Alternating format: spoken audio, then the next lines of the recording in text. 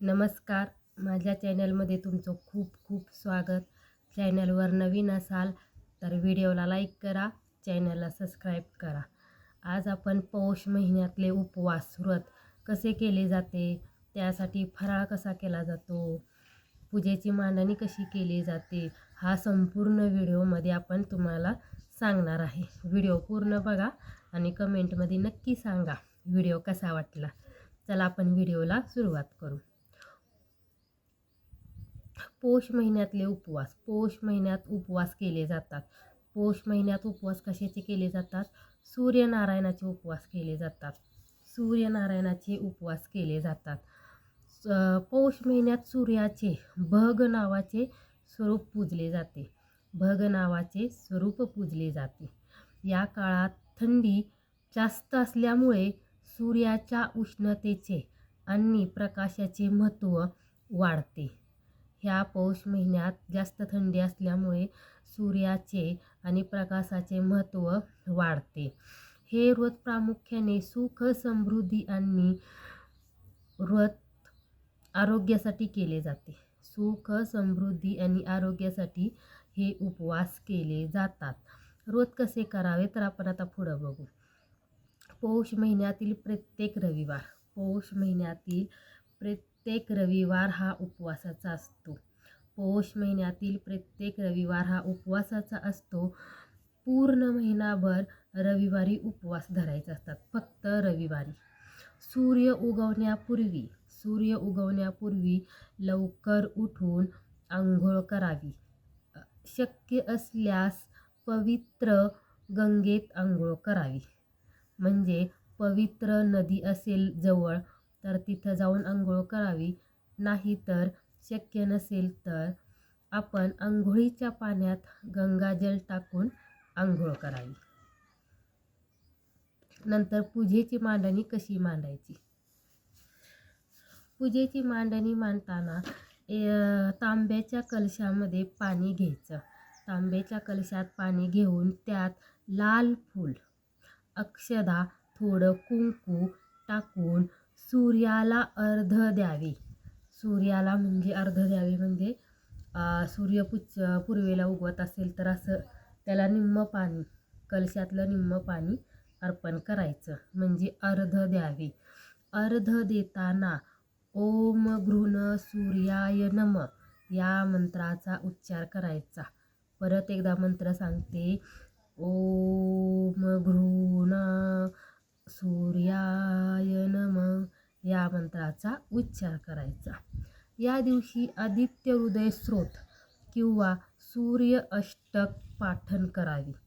अगदी फलदायी मानले जाते.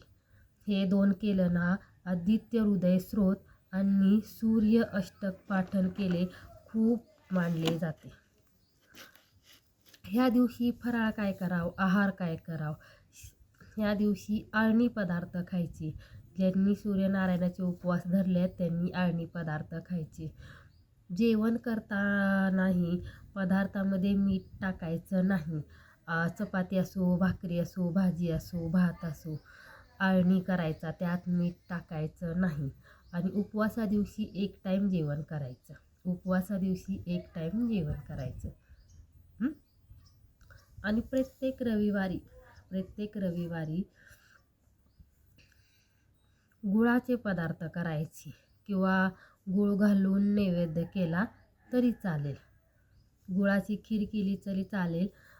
चपातीमध्ये गुळ घालून नैवेद्य केला तरी चालेल. तो प्रसाद म्हणून ठेवायचा. आपण जी पूजा केली असती का तिथे.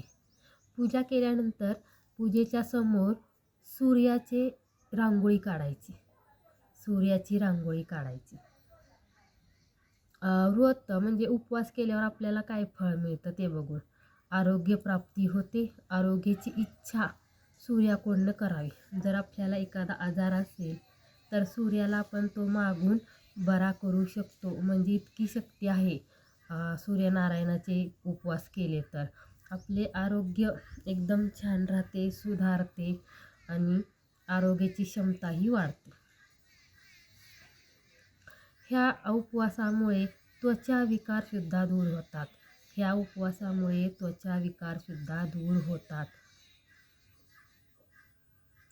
आणि नंतर डोळ्याचे आरोग्य सुधारते. आणि उपवास केल्यानंतर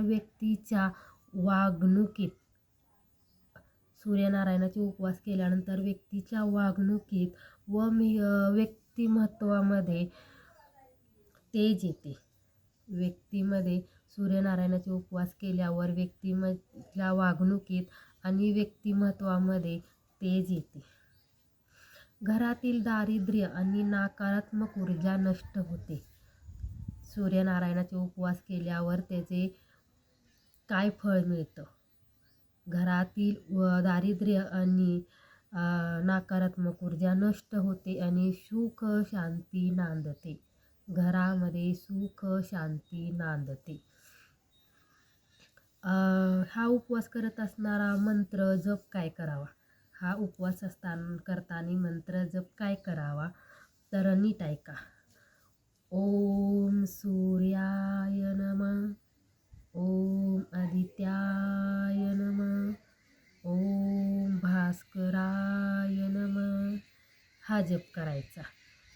ओम सूर्याय नमः, ओम आदित्याय नमः, ओम भास्कराय नमः.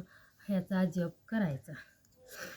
आणि पौष महिन्यामध्ये मकर संक्रांतीचा दिवस ह्या उपवासासाठी खूप मोठा मानला जातो.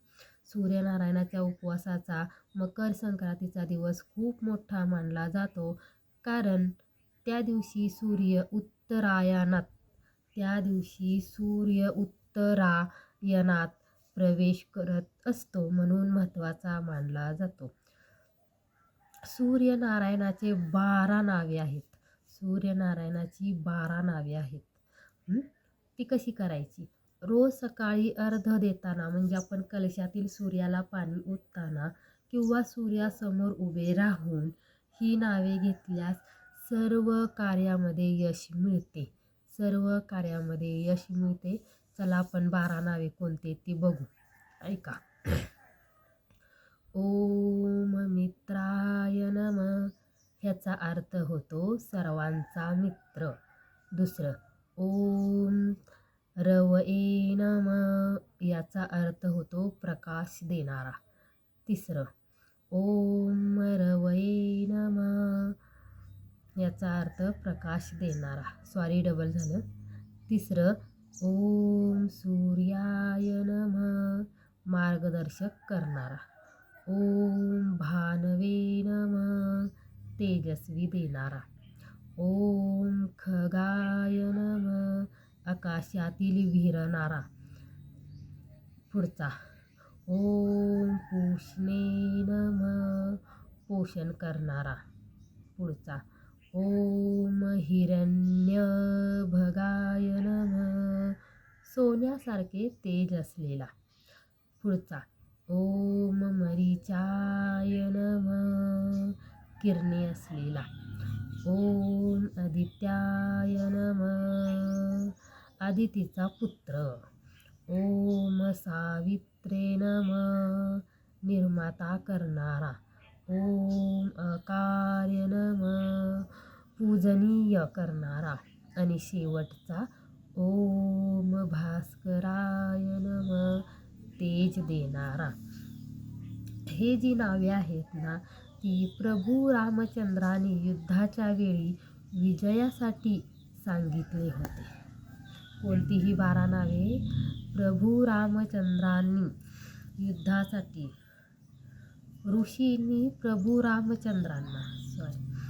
ही नावे एका ऋषींनी प्रभू रामचंद्रांना युद्धाच्या वेळी विजयासाठी सांगितले होते. आता ही स्रोत कसे वाचन करायचे? शक्य असल्यास सकाळी सूर्य उगवण्याच्या वेळी पूर्व दिशेला तोंड करून वाचन करावे. वाचन करायच्या अगोदर काय करायचं? ही 12 नावे घ्यायच्या अगोदर एका तांब्याच्या पेल्यात, म्हणजे तांब्याचा फुलपात्र असतं ना, त्यामध्ये पाणी घ्या आणि ती समोर ठेवा आणि ही 12 नावे म्हणून झालं की ते पाणी तुळशीला ओता. त्यानंतर दिवसभर उपवास झाला की संध्याकाळी सूर्यनारायणाची आरती करा.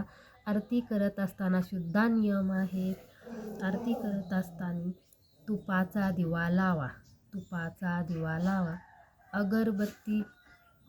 अगरबत्ती धूप वातावरण प्रसन्न करा. अगरबत्ती घरातून फिरवा, वातावरण प्रसन्न करा. तुपाचा दिवा लावा आणि पूजा केली आहे त्याला नैवेद्य गुळाचा खडा किंवा गुळाचा शिरा नैवेद्य म्हणून दाखवा, उत्तम मानले जाते. ही आहे सूर्यनारायणाच्या उपवासाची माहिती. जर तुम्हाला व्हिडिओ आवडला तर व्हिडिओला लाईक करा, चॅनलला सबस्क्राईब करा. असेच रोज नवीन नवीन व्हिडिओ घेत येऊन जाईन. चला आपण आता पुढच्या व्हिडिओमध्ये भेटू. बाय.